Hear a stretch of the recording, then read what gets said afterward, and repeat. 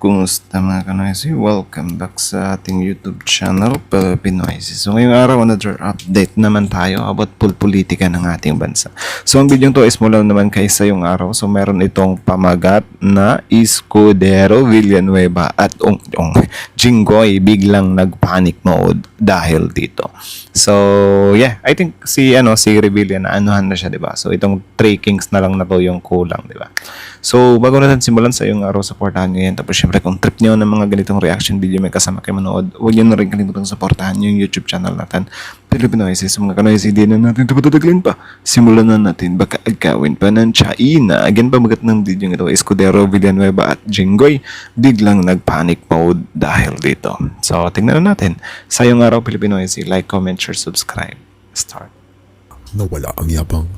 Bakit tila na nahimik bigla sina Escudero, Estrada at Villanueva? Ang dating mga may ingay sa Senado, biglang tila na nahimik. Ang tanong, panic mode na ba ang dating maingay? I think hindi. Nawala ang yabang. Nanahimik bigla sina Escudero, Estrada at Villanueva. Bakit kaya? Dati, sila ang tila hari ng Senado na tila walang kinatatakutan. Pero ngayon, para mga multo na silang naglaho sa gitna ng sarili nilang palabas. Sa dulo ng video ito, malalaman nyo ang tunay na dahilan kung bakit ang dating maingay ay biglang tila nag-panic mode dahil sa isang deadline na maaring magpapagsak sa kanila habang buhay. These people are creating. Ito lang based lang to sa napapansin ko. Pero for me talaga itong sila Revilla, sila Jinggoys, hindi pa sila umabot, 'di ba, sa limits nila. I mean, hindi pa sila umabot sa punto na kakabahan talaga sila sa mga ganitong issue. Kasi yun nga, nalusutan na nga nila yung dati, 'di ba? Tsaka, sobrang maimpluwensya ng mga taong to.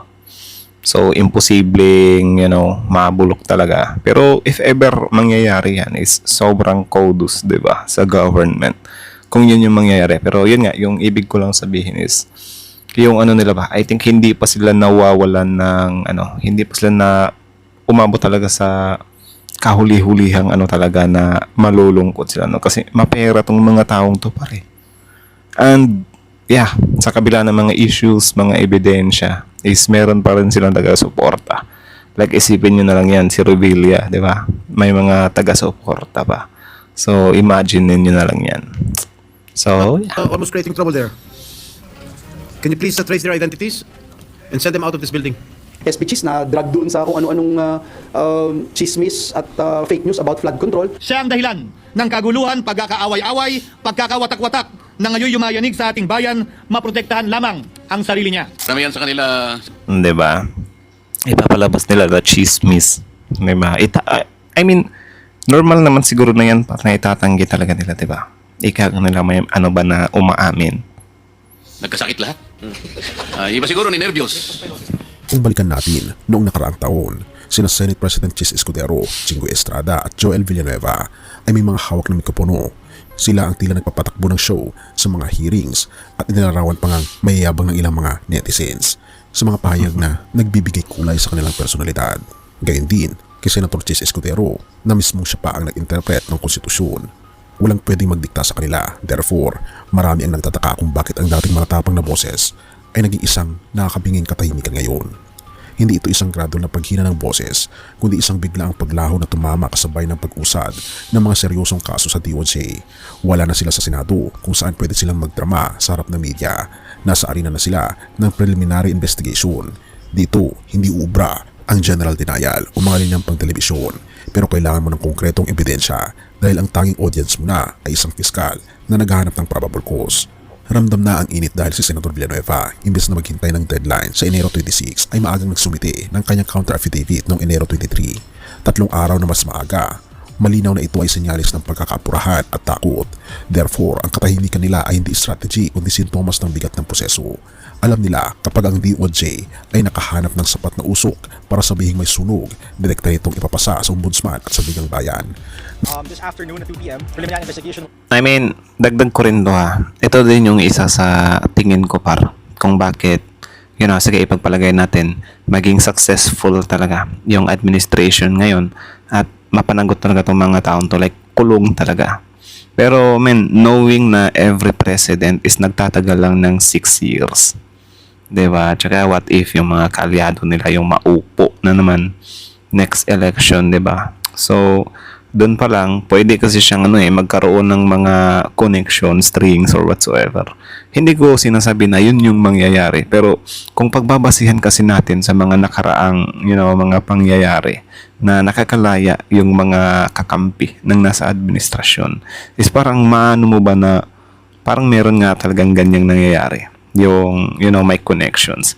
Kaya nga yung kay Bantag, kay Bato, kay Bongo, Harry Roque, do you think after this administration of PBBM is ganyan pa rin sila magtatago? Something like that. Hindi. Especially kapag maging presidente si Sara Duterte. Huwag naman sana. Isipin nyo, maging presidente si Sara Duterte. Do you think magtatago pa sila, Sila Bato, sila Harry Roque?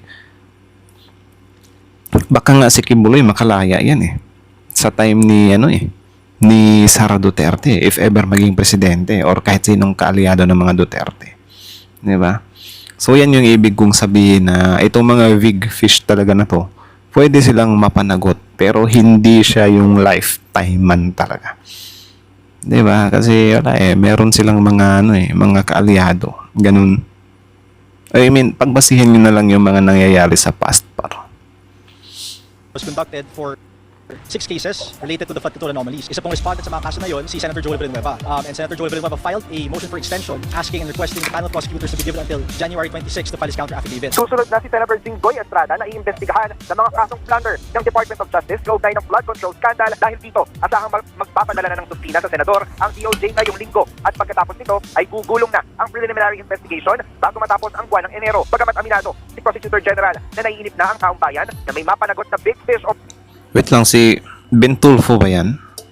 Ben Tulfo ba? Ano bang ginagawa na yan dyan? Ni Ben? Mataas na opisyal ng pamahalaan, pinaliwanag niyang nais silang siguruhing malakas at tatayo ang kaso kapag sinampa sa korte para makulong ang mga magiging akusadong individual. Naalala niyo ba ang kaso ni Bong Revilla? Biyernes isinampa ang kaso. Lunes ay may arrest warrant na agad. Ganito kabilis ang takbo ng hustisya sa Sandigan Bayan na siyang kinatatakutan ng 3 senador. Ang priority nila ngayon ay survival at hindi na ang pagpapupugi sa social media at sa media. Pero ang tanong, sapat ba ang kanilang pag-iingat para hindi sila tuluyang lumubog sa mga paparating na unos? Have mercy, O God. Sa gitna ng ingay at katahimikan ng politika, may isang katotohanang hindi matatakasan.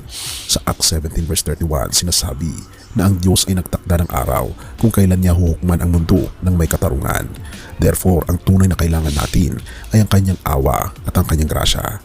Habang may oras pa, lumapit tayo at isuko ang ating buhay sa ating Panginoon Jesus dahil ang kanyang pagbabalik ay mas mabilis pa sa anumang warrant ng tao. Kaibigan, ang mundo, sabi nga ni Kuya Kim, ay weather lang. At ang kayabangan ay isang luxury na nawawala kapag dumating ang bagyo ng katotohanan. Huwag nating hintayin ang huling sandali bago tayo humingi ng awa sa ating Panginoon Diyos. Dahil sa dulo ng lahat, ang... Pero yun nga, itong mga politikong to na involved sa mga flood control talaga, I think hindi naman na sila hindi na sila tinatablan ng karma. I mean, hindi sila tinatablan.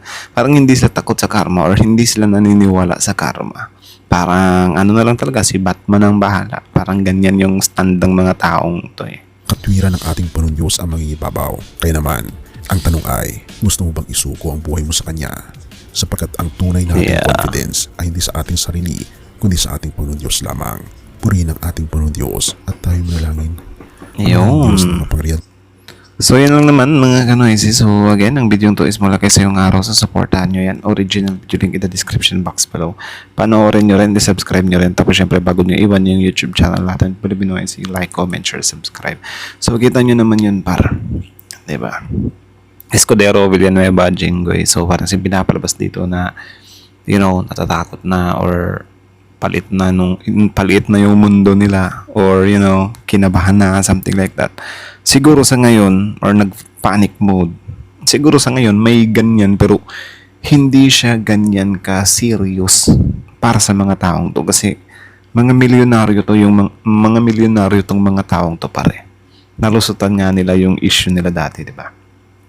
And then yun nga, ito din yung na sige sabihin natin maging matagumpay yung ni PBBM, paghuhuli niya dito, mabigyan niya talaga ng katarungan to. Pero syempre, expect na natin na hindi siya ganyan ka I mean, hindi siya hahanto ng lifetime. Di ba? Pwede pa rin talaga siyang, I mean, pwede pa rin talaga nilang malusutan yan. Ito yung mas nakakalungkot talaga kung if ever mapakulong ngayong administrasyon tapos hindi pa matatapos tong administrasyon na to, is makalaya na yung mga to. And then, ang isa din sa kinakainis ko dito yung special treatment.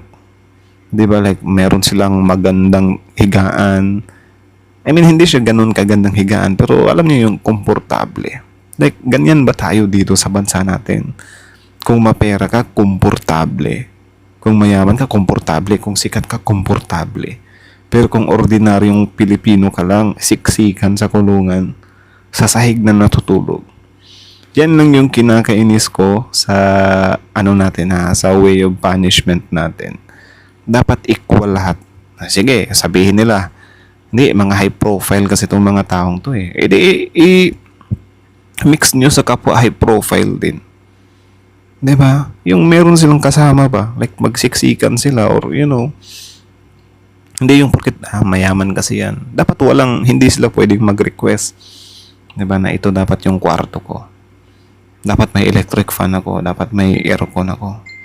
Kasi unfair kung ganyan yung law. Dapat nga, especially yung mga politician na guilty, dapat nga hindi sila binibigyan ng tamang treatment kasi in the first place, pera ng taong bayan yung ninanakaw nila. Which is yung ipapakain lang din sa kanila sa loob ng kulungan, pera lang ulit ng taong bayan. Di ba? So dapat wala silang special treatment.